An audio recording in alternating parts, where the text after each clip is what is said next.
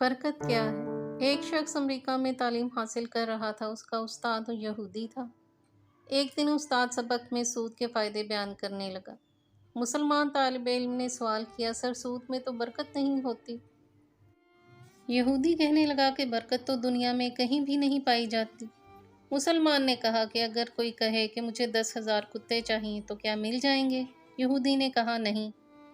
फिर तालिब इल्म ने पूछा कि अगर कोई कहे मुझे 10,000 बकरियां चाहिए तो क्या वो मिल जाएंगी? यहूदी ने जवाब दिया, जी बिल्कुल मिल जाएंगी।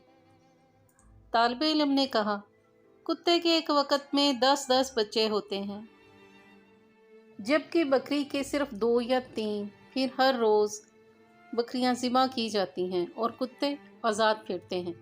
इसके बावजूद बकरियां ज़्यादा हैं और इसी को तो बरकत कहते हैं।